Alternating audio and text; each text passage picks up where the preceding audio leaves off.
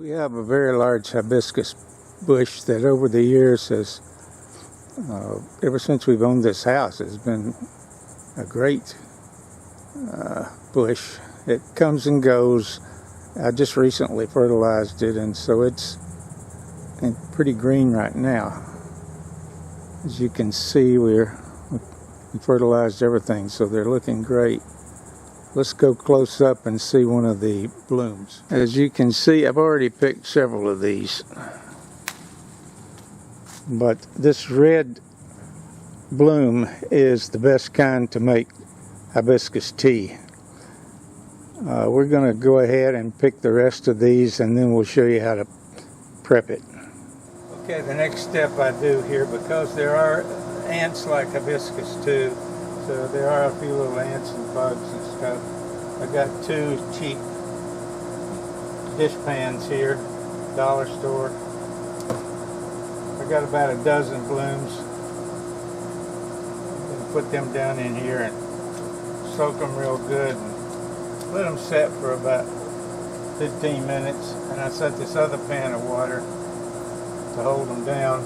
We'll come back in a little bit and go ahead and wash them and get them prepped. Okay, it's been about 15 minutes now, and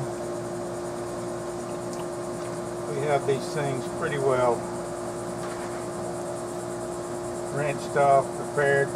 I'll go ahead, come on in closer, and I'll show you how we prep these things. I just shake them a little bit. I remove these stems. You don't have to, but the sepal or the green here, you just give it a little twist and it comes right off. Just rinse them every one, give them a little twist. There you go.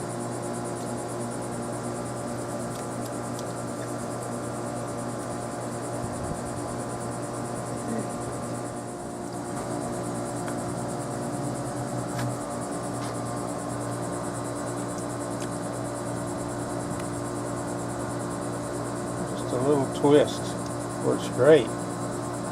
Now I've got these where I can wrench them a little bit,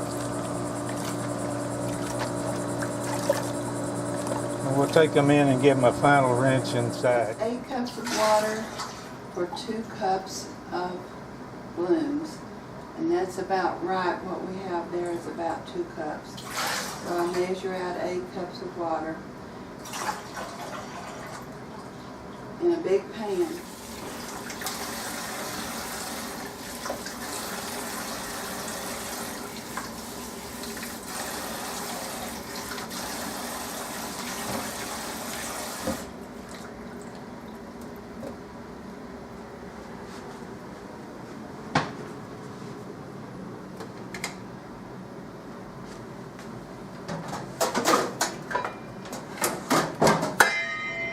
Bring it to a rolling boil.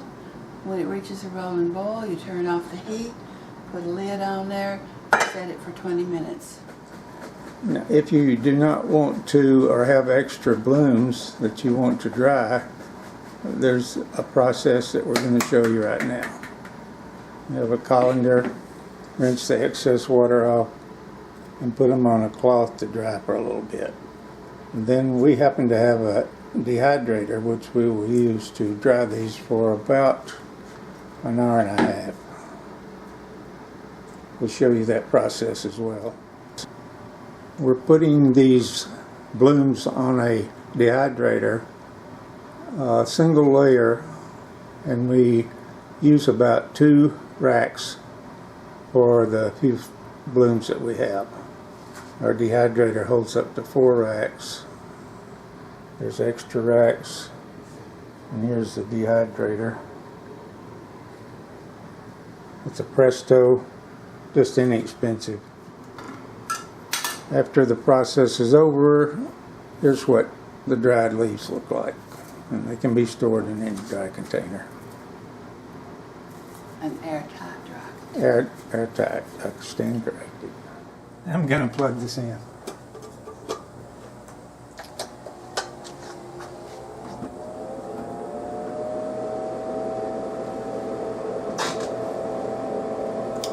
That's about it. We'll run this for an hour and a half.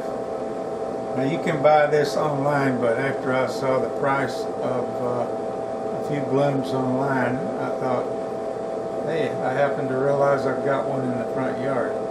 Now, some of you might be interested in making hot tea. If you do, it takes basically one bloom to make a cup of hot tea. And it's basically the same process. When you get through with the bloom, you take a small strainer and strain out the rest of the bloom. The same way with the iced tea version. And we're going to show you the final product. Okay, as you can see, we have a nice clear red pitcher of tea.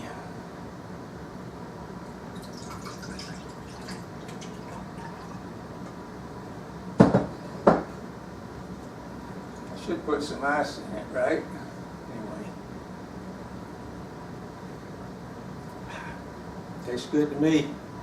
You can put honey in it, but I like it unsweet.